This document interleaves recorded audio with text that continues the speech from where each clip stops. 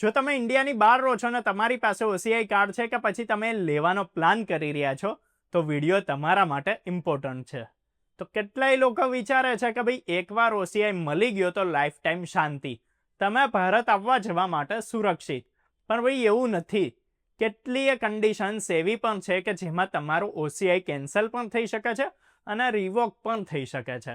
તો આજના વિડીયોમાં આપણે સમજીશું કે ભાઈ ઓસીઆઈના બેનિફિટ્સ કયા કયા છે, કઈ સિચ્યુએશનમાં ઓસીઆઈ કાર્ડ કેન્સલ થઈ શકે છે અને ઇન્ડિયન્સ એમાં સ્પેશિયલી કે જે યુએસ, કેનેડા અને યુકે જેવા દેશોમાં રહેવાનું વિચારી રહ્યા છે કે પછી ત્યાં રહે છે એમના કઈ ભૂલોથી બચીને રહેવું જરૂરી છે.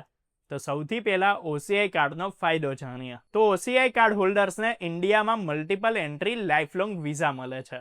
એટલે તમે ક્યારેય પણ જેટલી વાર ઈચ્છો એટલી વાર ઇન્ડિયા ટ્રાવેલ કરી શકો છો. તમને એનઆરઆઈની બરાબર કેટલાય ઇકોનોમિક, ફાઇનાન્શિયલ અને એજ્યુકેશનલ બેનિફિટ્સ મળે છે. જોકે તમને એગ્રીકલ્ચરલ લેન્ડ કે પછી પ્રોપર્ટી ખરીદવાની પરમિશન નથી હોતી એમાં, પર એ સિવાય તમે ઇન્ડિયામાં ડોમેસ્ટિક ફ્લાઇટ્સ પર ઇન્ડિયન રેસિડન્ટ જેવું એરફેર અને મ્યુઝિયમ છે, મોન્યુમેન્ટ છે, નેશનલ પાર્ક છે, એવી બધી જગ્યાઓ પર ડોમેસ્ટિક એન્ટ્રી ફીનો ફાયદો ઉઠાવી શકો છો.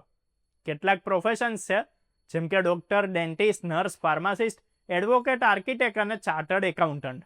આ ફિલ્ડ્સમાં ઓસીઆઈ હોલ્ડર્સ ઇન્ડિયામાં પ્રેક્ટિસ કરી શકે છે, પણ આ બધા બેનિફિટની સાથે કેટલાક સ્ટ્રિક્ટ રૂલ્સ પણ આવે છે, રિસ્ટ્રિક્શન્સ પણ આવે છે અને આ રૂલ્સને સમજવા બહુ જરૂરી હોય છે કેમ કે આ કન્ડિશન્સમાં તમારું ઓસીઆઈ કેન્સલ કે રિવોક થઈ શકે છે. તેમાં સૌથી પહેલું રીઝન છે ફોલ્સ ઇન્ફોર્મેશન આપવાનું.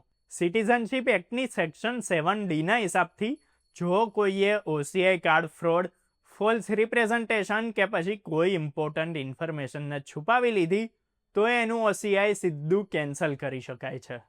કેટલાય લોકો નાની નાની ડિટેલ્સને ઇરરેલેવન્ટ સમજીને ડિસ્ક્લોઝ નથી કરતા, પણ યુએસ જેવા દેશોમાં રહેનારા ઇન્ડિયન્સે સમજવું જોઈએ કે બેકગ્રાઉન્ડ ઇન્ફોર્મેશન છુપાવવી ક્યારેય પણ સેફ નથી હોતી.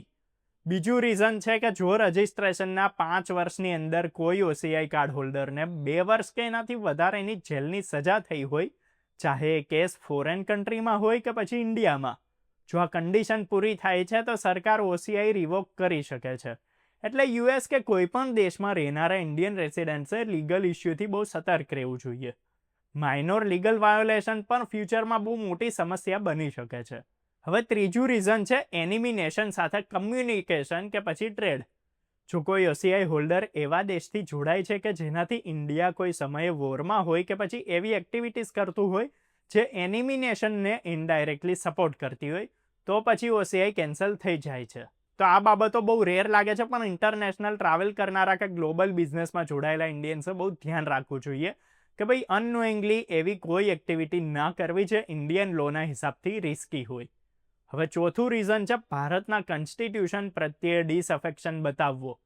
જો કોઈ ઓસીઆઈ હોલ્ડર એવો વ્યવહાર કે એક્ટિવિટી કરે છે કે જેનાથી સરકાર એન્ટી કોન્સ્ટિટ્યુશનલ અને સિક્યોરિટી માટે હાર્મફુલ સમજતી હોય તો એનું ઓસીઆઈ પણ તરત રિવોક કરી શકાય છે. અને પાંચમી સૌથી બ્રોડ કેટેગરી છે કે ભાઈ સરકાર એવું માની લે કે પબ્લિક ઇન્ટરેસ્ટ કે નેશનલ સિક્યોરિટી માટે ઓસીઆઈ રિવોક કરવું જરૂરી છે. આ ક્લોઝ બહુ વાઇડ છે અને ઇન્ડિયન ગવર્મેન્ટને ફૂલ ઓથોરિટી આપે છે કે ભાઈ નેશનલ ઇન્ટરેસ્ટના હિસાબથી કે નામથી કોઈનું પણ ઓસીઆઈ કેન્સલ કરવામાં આવી શકે છે, જેમાં કેટલી વાર સત્તાનો દુરુપયોગ કરીને પોલિટિકલી ટાર્ગેટ કરતો હોવાનો આરોપ લાગી ચૂક્યો છે. તો હવે ઇન્ડિયન સ્પેશિયલી એમાં યુએસમાં રહેનારાઓએ શું સાવધાનીઓ રાખવી કે જેનાથી તમારું ઓસીઆઈ રિવોક ક્યારેય ના થાય. તો સૌથી પહેલાં ઇમિગ્રેશન પેપર વર્કમાં ઓનેસ્ટી બહુ જરૂરી છે.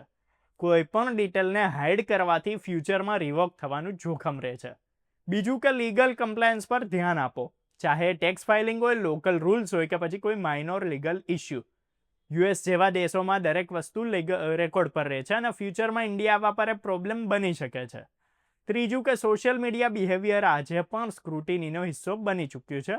એવી કોઈ પોસ્ટ એક્ટિવિટી કે પબ્લિક બિહેવિયર ના થાય કે જેને પોલિટિકલ કે નેશનલ સિક્યુરિટી થ્રેટની કેટેગરીમાં રાખી શકાય.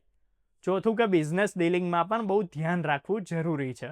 એવી કંપનીઝ, ઇન્ડિવિજ્યુઅલ્સ કે કન્ટ્રીઝથી ઇનડાયરેક્ટ લિંક પણ રિસ્કી બની શકે છે કે જે ઇન્ડિયાના સિક્યુરિટી લિસ્ટમાં પ્રોબ્લેમેટિક છે. તો એન્ડમાં વ્યુઅર્સે એ સમજવું બહુ જરૂરી છે કે ભાઈ ઓસીઆઈ એક મોટો ફાયદો છે પણ લાઈફ ટાઈમ ગેરંટી નથી. એની સાથે એક લીગલ રિસ્પોન્સિબિલિટી પણ આવે છે. OCI કાર્ડ હોલ્ડર્સે હંમેશા ધ્યાન રાખવું જોઈએ કે ભાઈ international rules, host country lose અને ઇન્ડિયાની ગાઈડલાઇન્સ ત્રણેય પર સન્માન કરીને ચાલવું સૌથી જરૂરી છે. ત્યારે તમને સમજાઈ ગયું હશે કે ભાઈ તમે એક OCI કાર્ડ હોલ્ડર છો તો તમારે કઈ ભૂલોથી બચવાનું છે, જેનાથી તમારું કાર્ડ રિવોક ના થાય, કેન્સલ ના થાય. જો વિડીયો પસંદ આવ્યો હોય, હેલ્પફુલ લાગ્યો હોય તો લાઇક કરો, શેર કરો અને આવી જ અપડેટ્સ માટે, વિડીયોઝ માટે જોતા રહો, ફોલો કરો, સબસ્ક્રાઇબ કરો અર્બન ગુજરાતી.